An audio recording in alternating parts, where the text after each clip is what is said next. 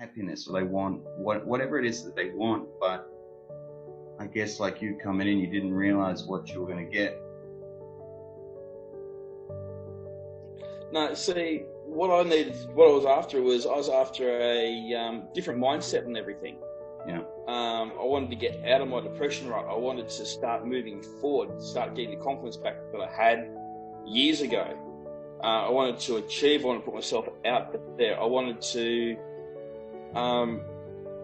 be me again and get a bond with my partner. Because at one point we'd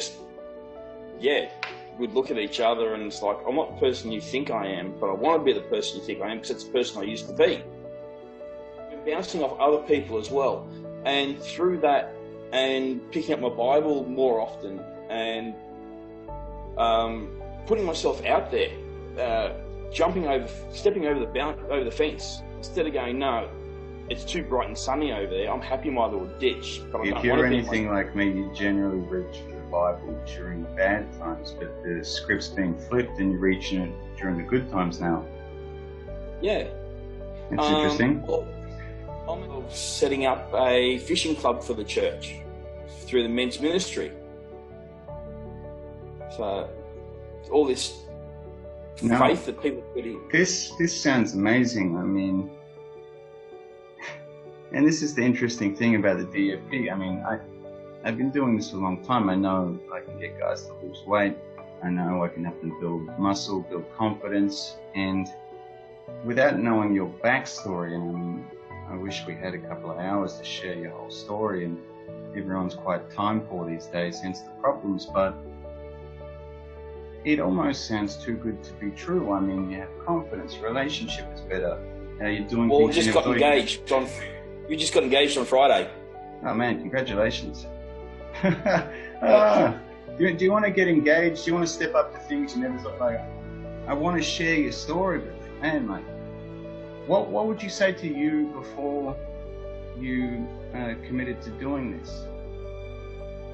Well, if me now could go back to before I did this, yeah, I'd get there and say, man, you need to wake up and see what's going on. The world out there is brilliant. This program isn't all sunshine and rainbows. Like, you have to face those things. What was something that was challenging for you in this? Accepting the fact that I've actually got to work to do this. Accepting the fact that I have these issues that I need to own. And once I've owned them and accepted I have to do the work, it just started to build. Man, I'm glad that you said that. I mean, I say this to guys when they apply. Like, people, like when I spoke to you, I'm like, this is where you are now. This is where you want to go. Are you willing to go here? Yes, I am. Cool. Come on in. And then they come in and it's like, oh, but I have to work? Yes, you have to work. It's their life.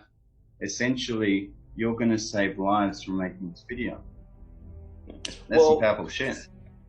To be perfectly honest, when I contacted you, I had actually logically worked that. I logically got there and said it was okay to end it all. I logically had doing that was the way to go. Yeah. I let logic take over my emotions. And about 15 men just this year in that same situation. I planned it out, insurance for the family, that kind of thing. And like, obviously I'm fucking glad that I brought them back from that, but yeah, it just scares me as well, man. It's scary to be able to sit there and go, I have logically planned this. Everything is logical. I'm causing stress here. If I wasn't here, they'd be better off. My kids have got a stepdad. They're doing so good with him. They don't really need me around. And got all this going in my head. I'm not going to say silly stuff because some people might not find it silly. But at the time, it wasn't silly to me. I got there and I logically planned it out and justified. No, I totally get it, and I can share this with you because this is what I do. I mean, throughout my 20s, I wanted to shoot myself in the head, and the only reason I didn't was because many of my friends did the same or similar things, so I didn't want to leave that pain. But while I was here, I'm like, well, being in pain kind of sucks. Why don't I do something so phenomenal that I can save lives? when you first spoke to me, to that person who was just existing, to somebody now who's pretty much living. Okay, I didn't go and lose. I haven't gone out to lose weight or to strengthen my body, but I've gone out of my way to strengthen my mind. So I've been using your techniques to strengthen my mind, to strengthen the person who I need to be mentally to get there and overcome my situation, to put myself out there, to accept the world as it is, and to accept me going out into the world, stepping out of my comfort zone and becoming the person I need to be happy. So I'm 33, Pete. How does that make you? You'd be about 21, yeah? I wish, yeah. I'm 44 on the 27th. Yeah, this is another thing I wanted to talk about. Men, particularly Australian men, like, they're fucking stubborn. And I think, you young punk, you don't know me. You know, I've got kids, I've got a mortgage. Like, was that a thought that crossed your mind? No, not at all. Not at all. I just saw somebody there who was genuinely wanting to help. Exactly. And you're doing a great job. Appreciate it. Honestly, I would recommend you 100%, man.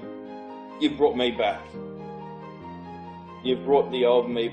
The person I am now is the person I'd turn into when I put my rescue uniform on. As soon as I took my rescue uniform off, I'd go back to being that shell that was just existing. Yeah. Now, I don't have a uniform on. I'm not sitting by a pager, living my life by that. I'm not using my, I can't go to the church because I'm doing God's work through my SES or the CFS, or no, I can't go out this weekend because we're expecting high fire danger, so I'm got to be close to the station. I'm not making excuses not to do things. I'm making excuses to do things. Yeah. No, I'm not going to sit at home all day because I'm going to do this. There's my excuse for not sitting at home all day. So, for example, this morning I got up,